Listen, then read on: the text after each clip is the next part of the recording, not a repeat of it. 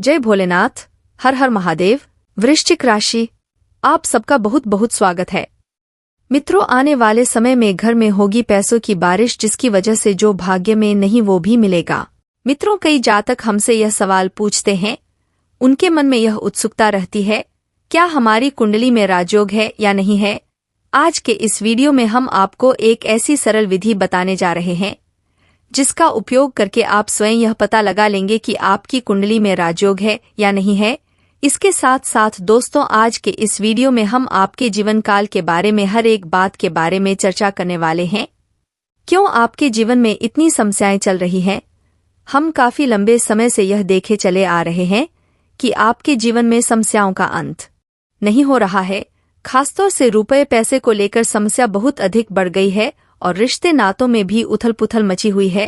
तो दोस्तों, इस वीडियो में हम आपके जीवन के हर एक पहलू पर विस्तार से गौर करने वाले हैं। आपके जीवन की सफलता, आपके जीवन की असफलता, आपके उतार चढ़ाव, हर एक विषय पर चर्चा करने वाले हैं।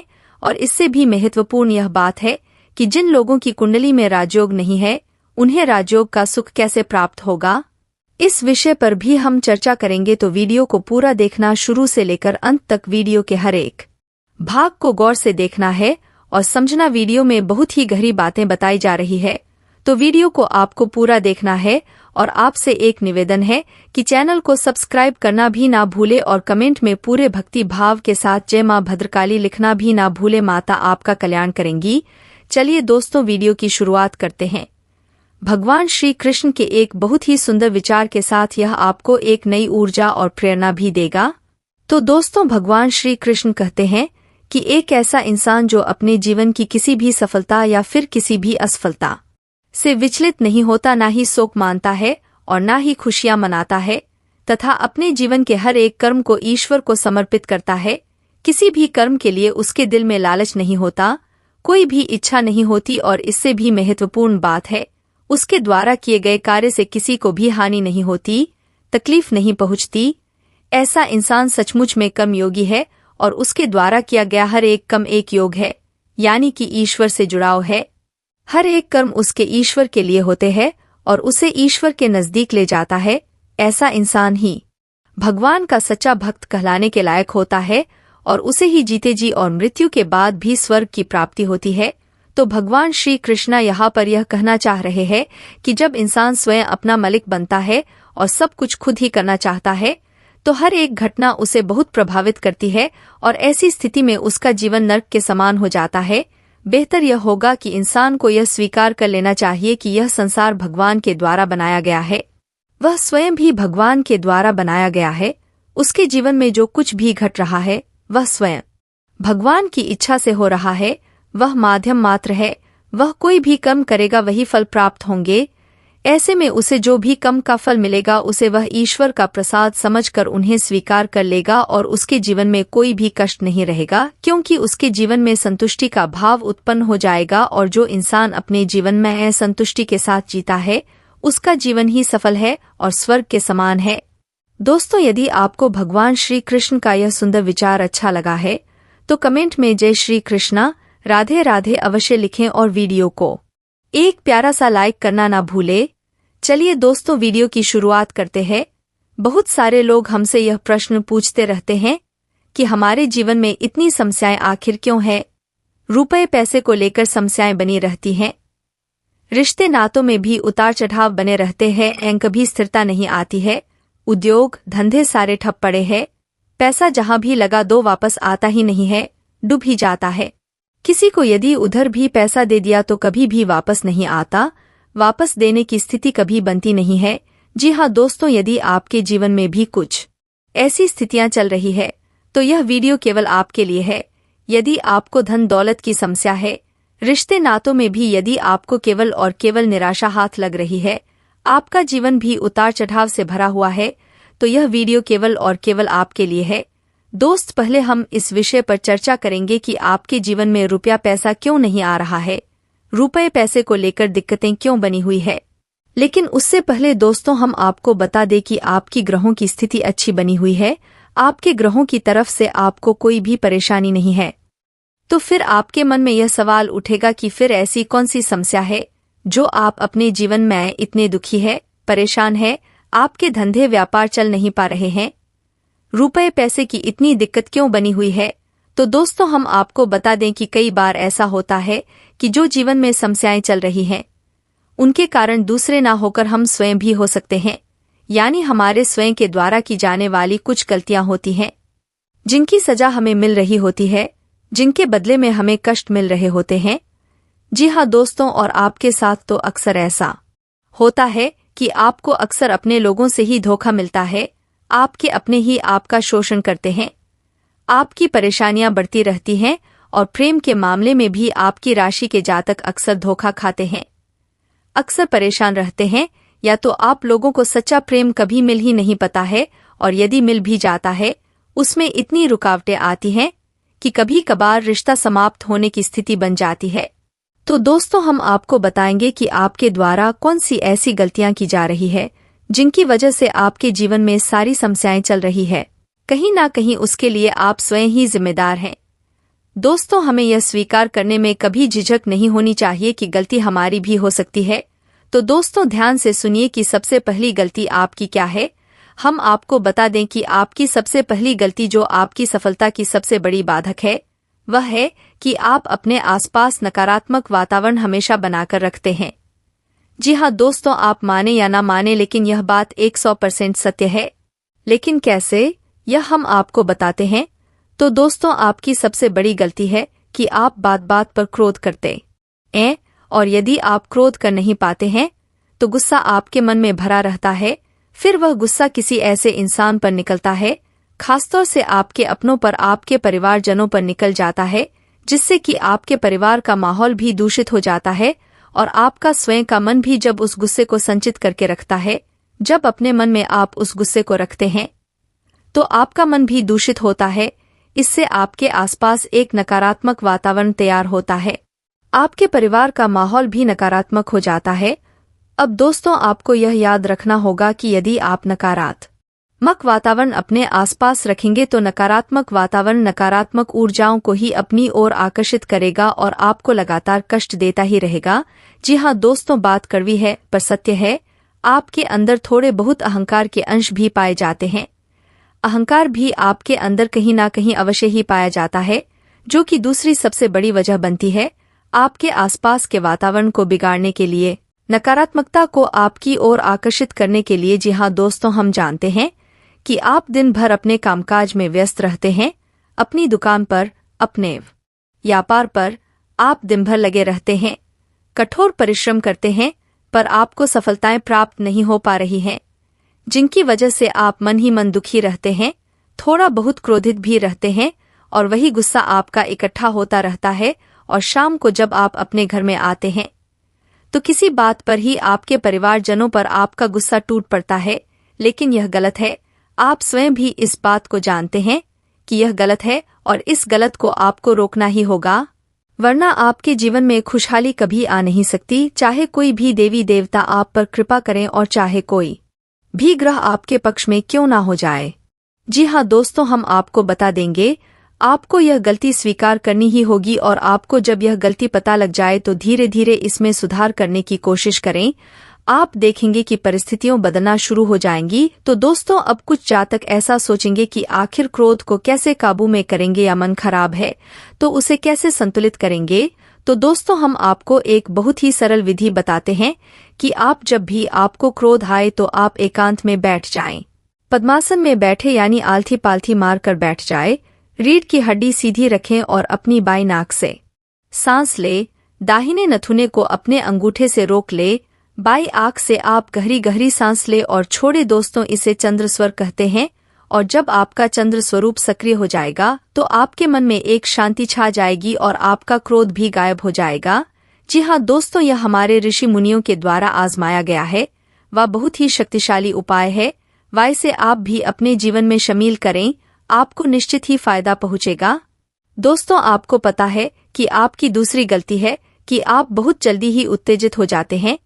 कहने का मतलब यह है कि जैसे ही आपको थोड़ी सी सफलता प्राप्त हो आप उसका बखान करने लगते हैं, सभी को बताने लगते हैं और इसी प्रकार जब आपको कोई कष्ट हो, कोई तकलीफ हो, तो आप उसे भी दूसरों को खुलकर बताने लगते हैं, या फिर जिन्हें आप अपना मित्र समझते हैं, नज़दीकी समझते हैं, उन्हें आप अपने दुख में शामिल कर लेते हैं, सुख में शामिल कर लेते हैं। लेकिन दोस्तों, आप याद रखें कि हर एक व्यक्ति जो आपके नज़दीक है, आपका खास है। जरूरी नहीं कि वह हमेशा आपका खास हो सकता है मन ही मन में आपसे बहुत दुश्मनी मानता हो, आपसे बहुत ही ज्यादा नफरत करता हो। आप उसे जब अपनी कोई भी बात बताते हैं, जैसे आपकी खुशी या आपका दुख, तो वह इंसान अपने मन में नकारात्मक विचार लाता है, जिसका आपके ऊपर भी प्रभाव पड़ता है। जी हाँ दोस्तों, याद रखें, आपके मन में जो चल रहा है, आपके जीवन में जो चल रहा है, उसे आप किसी के साथ चर्चा न करें जब तक उसका एक उचित परिणाम प्राप्त न हो जाए। मित्रों, अब जो हम आपको बात बताने जा रहे हैं, एक ऐसा उपाय बताने जा रहे हैं, उसको पूरे होशो आवाज में सुनिएगा। ये उपाय आपके जीवन से सारी दिक्कत, परेशानियों को दूर करने का दम रखता है। तो ध्यान से सुनिए अब। तो आपके जीवन में रैन बसेरा किसका है, क्या दुखों का है? यह दुख आपके जीवन से क्यों कम नहीं हो रहे हैं? क्यों हर समय आपके जीवन में दुख लगे रहते हैं? चाहे वह शारीरिक दुख हो, चाहे अपनों से मिलने वाले दुख हो, चाहे औलाद के दुख हो, चाहे एक भौतिक सुख का जीवन में न होना इसके दुख हो। दुख हर तरह से होते हैं। किसी न किसी कारण से इंसान दुखों में उलझा रहता है। जब दुख लंबे समय तक इंसान के जीवन से न जाए, तब यह हमें सोचने पर मजबूर कर देता है कि ऐसा क्या कारण है? क्या ज्योतिष कारण है? क्या मेरी किस्मत से जुड़े कारण है जो मुझे पल पल में और लंबे समय तक दुख ही दुख दे रहे हैं? आज मैं आपको बताने वाला हूं कि ऐसे दुख जो जीवन में हमेशा इंसान के जुड़े रहते हैं, या फिर यूं कहें कि इंसान के जीवन में दुखों का ही रेन बसेरा हो जाता है। सुख चाहे भौतिक सुख हो, चाहे अपनों से मिलने वाले सुख हो, चाहे किसी भी प्रकार का सुख हो, इंसान के जीवन में कहीं आसपास भी नहीं फटकते हैं और इंसान दुखों से उलझते हुए अपने जीवन का काफी समय व्यर्थ कर देता है, जो कि इंसान एंजॉय कर सकता था। आज मैं आपको बताने वाला हूं कि ऐसे क्या कारण होते हैं और इन दुखों को कैसे हम अपने जीवन से निकाल सकते हैं। आपने केतु के बारे में तो सुना ही होगा। केतु हमारे जीवन में अगर शुभ हो तो इंसान को जीवन में हर तरह की ऐश और शोहरत देता है, हर तरह के एंजॉयमेंट देता है। पर जब केतु ही डिस्टर्ब हो जाए तो इंसान दुखों के अलावा जीवन में कुछ नहीं बोल पाता है। केतु के खराब होने के कई कारण हैं। अगर हम बात करें कि केतु अगर कुंडली में खराब हो जाता है तो उसके कारण क्या होते हैं? सूर्य शुक्र की युति हो जाए, चंद्र शनि की युति हो जाए, अगर केतु कहीं गलत भाव में चला गया तब शुक्र कुंडली में मारा जाता है, तब भी केतु खराब होता है।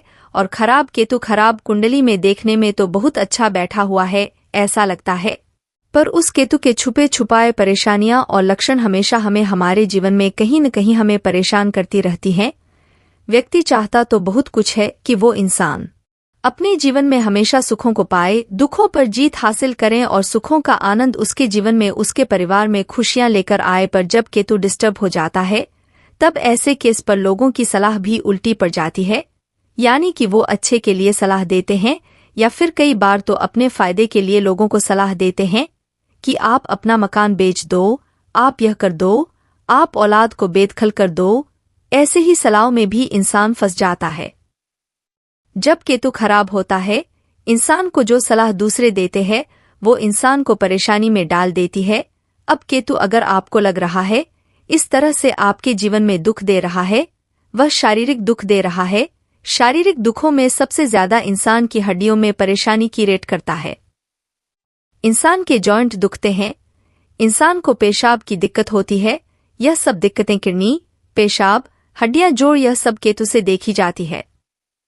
अगर व्यक्ति के जीवन से लंबे समय तक दर्द नहीं जा रहा है तो समझ लीजिए कि यह केतु के बुरे लक्षण हैं।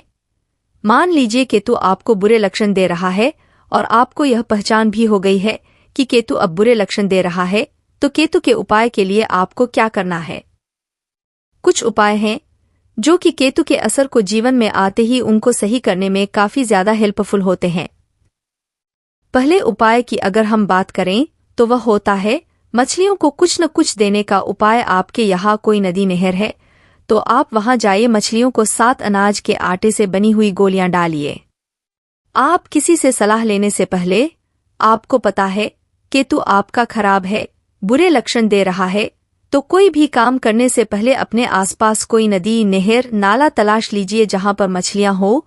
आपने क्या करना है, आप सात अनाज जो होता है आपको मार्केट से ही मिल जाएगा। यह आटा, कुछ आटे की गोलियां बना लीजिए छोटी छोटी और जाइए उस नदी नहर के किनारे जहां पर मछलियां हो, वहां पर जाकर मछलियों को गोलियां डालिए। आप गोलियां डालेंगे तो आपके अंदर ऑटोमेटिकली सच्ची और अच्छी सूझबूझ देने की शक्ति आपको मिलेगी। यह शक्ति कैसे मिलेगी समझ लीजिए। सात अनाज का कारक जो है वह शुक्र ग्रह से संबंधित है। शुक्र ग्रह से संबंधित चीज हमने शनि यानी कि मछलियों के पास पहुंचानी है। मछलियों के पास पहुंचकर जो शनि के एजेंट है राहु और केतु, यहाँ पर केतु उच्च होता है क्योंकि शुक्र और शनि का जब भी मेल होता है तब केतु पॉजिटिव बनता है।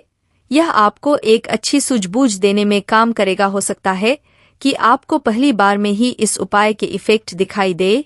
पॉजिटिविटी इतनी आएगी कि आप खुद महसूस करोगे, अच्छी सोच आपके अंदर जागृत होगी, अच्छा डिसीजन ले पाओगे, किसी के चक्रों में नहीं रहोगे, अच्छी तरह से डिसीजन लेकर अपने जीवन में संकट नहीं आने दोगे, नहीं कष्टों में फंस पाओगे और कष्ट चल रहे हैं तो उनसे निकल पाओगे।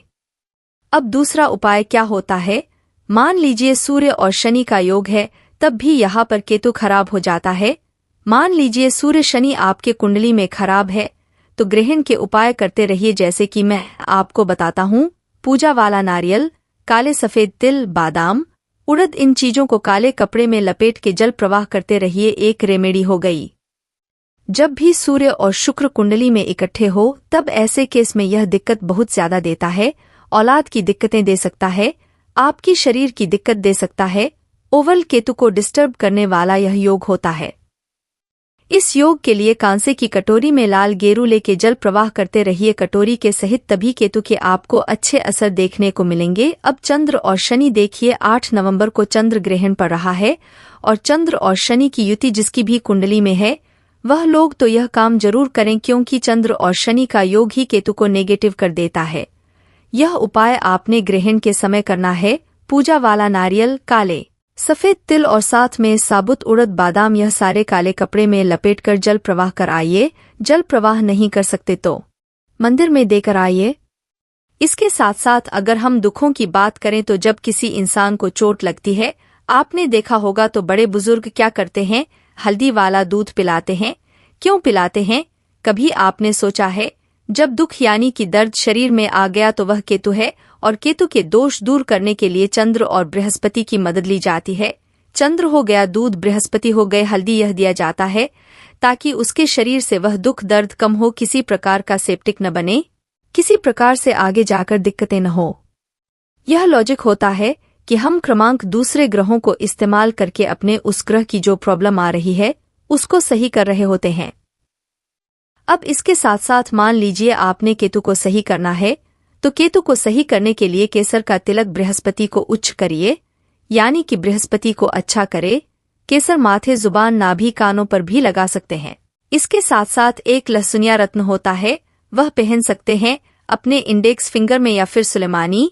अब यह जो रत्न होंगे या तो पंच धातु में पहने, सोने में पहने या पीतल में पहनिए, क्योंकि हर एक रत्न का काम करना डिपेंड करता है कि इसके साथ आपने कौन सी धातु का इस्तेमाल किया है, क्या उसके मित्र ग्रह की है। और पंच धातु तो एक ऐसी धातु है जो हर एक रत्न के साथ काम कर जाते हैं।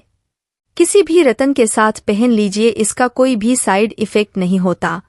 कई लोगों को चांदी नुकसान करती है, सोना नुकसान करता है, सूट नहीं करता तो पंचधातु में पहनिए, इसमें कोई प्रॉब्लम नहीं है, आपको 100% सूट करेगा।